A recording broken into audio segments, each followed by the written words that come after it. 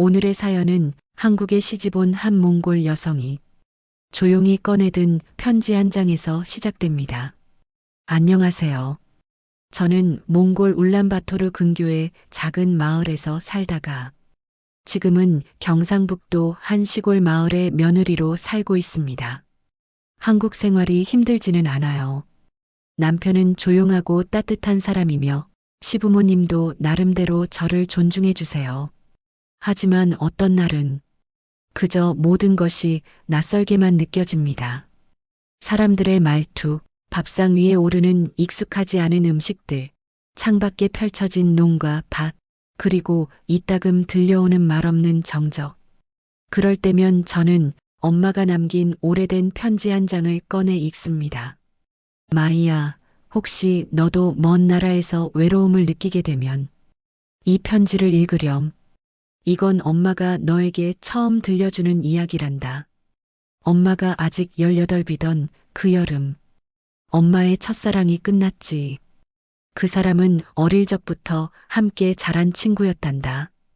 같이 초원에서 말타기 하던 기억도 있고, 겨울이면 눈을 굴려 작은 이글루를 만들며 웃던 사이였지. 눈빛이 맑고 부끄러움이 많아서 처음엔 내가 먼저 말을 건넸었어. 그는 사실 말타기보다 밤하늘을 보거나 책 읽기를 좋아했는데 나는 그런 그를 조금 이상하게 여겼단다.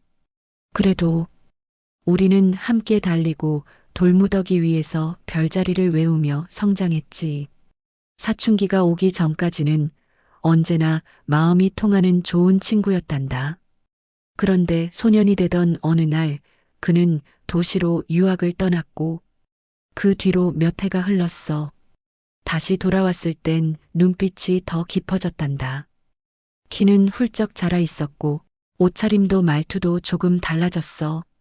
우리는 어색한 인사를 나누고는 다시 들판을 함께 걷고 예전처럼 말없이 나란히 앉기도 했단다. 그러던 어느 날 그가 조용히 책을 읽어주었고 나는 그 순간 그가 더 이상 초원의 소년이 아니라는 걸 알았어. 여전히 책을 좋아하고 목소리는 부드럽지만 우리가 함께 바라본 초원의 별을 잊어버린 것이 느껴졌어. 나는 그런 그가 낯설면서도 다시 끌렸단다. 엄마는 여전히 그 사람을 사랑하였지. 진심으로. 아주 깊이 말이야. 하지만 어느 날 함께 들판에 앉아 그가 읽어주는 책을 듣고 있자니 바람이 다르게 불었어. 그가 도중에 무슨 질문을 했는데 내가 전혀 알아듣지를 못한 거야. 그날 조용히 입을 다문 후로 말수가 더 줄어든 그는 가을이 오기 전 도시로 돌아갔어. 방학 때 다시 돌아오겠다는 약속을 남기고 말이야. 나는 매일 해가 지는 방향을 바라보며 기다렸지. 편지 한 장도 오지 않는 그 계절을 한 해나 넘겼단다. 그 한 해 동안 나는 시장에 나가 장작을 팔고 동생들을 돌보면서도 항상 마음은 저 너머 도시에 가 있었단다. 얼마 후 그가 돌아왔어. 하지만 마을 어귀에 서 있는 그의 눈은 나를 보지 못했단다. 그는 더 이상 들판을 사랑하지 않는 것 같았어. 나를 보며 미소 짓지만 내가 알던 미소가 아니었지. 그날 밤 엄마는 알아버렸어. 어린 시절의 우리 사랑은 진실했지만 같은 시간을 살 수는 없다는 걸 말이지. 그도 그걸 알면서 변하지 않은 척 애쓰는 모습이 더 슬펐어. 나는 말 위에 올라 그가 오던 길을 조용히 달렸단다. 달리는 동안 눈물은 멈추지 않았어. 그렇게 어둠 속으로 달리던 밤 부모님은 나의 슬픔을 눈치채셨고 더 아프기 전에 떠나야 한다고 하셨어. 사람들이 잠든 밤 어둠이 막 깨어나는 시간에 우리는 아주 먼 초원의 다른 곳으로 가려고 보금자리였던 게르를 분해해서 마차에 싣고 가축을 광활한 초원으로 몰았단다. 늘 함께 이동하던 가족 같은 사이지만 인사도 없이 다시는 마주치지 않을 먼 곳으로 말이야. 별들도 낯설었던 그 길 위에서 나는 마음 깊은 곳에서 이별을 받아들였어. 우리는 낯선 초원이 거의 끝나려는 마을에 정착했단다. 그곳은 예전처럼 바람이 세지도 않았고 하늘은 낮았지만 사람들은 따뜻했어. 시간이 지나고 엄마는 중국 내몽골 자치구에서 일했다는 네팔 청년을 만나게 되었지. 그는 엄마가 마음을 닫은 걸 느끼고도 조급해하지 않았어. 겨울이면 눈 내린 울타리에 따뜻한 차 한 잔을 두고 나를 기다리는 사람이었지.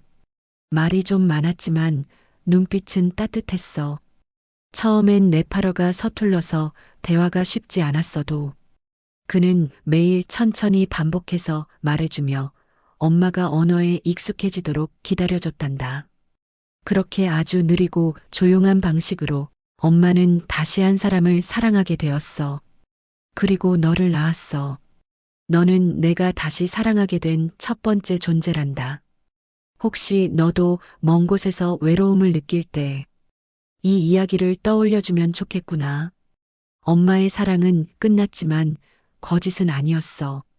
비록 마음은 한번 부서졌지만 엄마는 낯선 마을에서 다시 살아가기 위해 말도 배우고 조용히 뿌리를 내려갔단다. 이국 남편과의 결혼도 처음엔 낯설고 멀었지만 서로를 천천히 배워가며 언어보다 마음으로 더 많이 대화했지. 엄마는 그곳에서도 가족을 이루었고 비록 초원은 아니지만 삶이 조금씩 따뜻해졌단다. 편지를 덮고 나면 저는 조용히 창밖을 바라봅니다. 국제결혼 업체를 통해 한국 남편을 만나게 된 이후 저는 엄마의 반대에도 결혼을 결심했어요. 그 이유는 듬직한 남편이 좋기도 했지만 저 역시 이별 후유증으로 몽골을 떠나고 싶었답니다. 이제 한국에서 가끔 제 실수를 고치려는 시어머니의 말투가 차갑게 느껴지고 남편의 듬직한 침묵이 멀게 느껴질 때 엄마의 편지는 제 마음을 따뜻하게 데워줍니다. 엄마도 그런 사랑을 했고 그런 상처를 겪었고 그럼에도 다시 누군가를 사랑했구나. 이 먼 나라의 딸도 이제야 조금씩 사랑의 결을 배워가고 있어요. 오늘도 장을 보고 돌아오며 저는 버스 창가에 앉아 창밖을 봅니다. 겨울논 위로 햇살이 내려앉고 그 속에 묻혀있던 엄마의 얼굴이 떠오릅니다.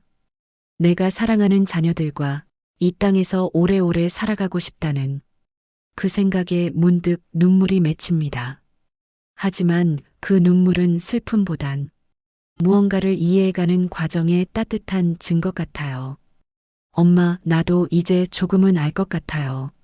사랑은 때로 아프지만 그게 인생이라는 걸요. 사연의 온도, 오늘의 온도는 19도. 초원의 바람처럼 잔잔하면서도 가슴을 데우는 이야기였습니다. 다음 편지함에는 어떤 사연이 도착할까요? 기다려주세요.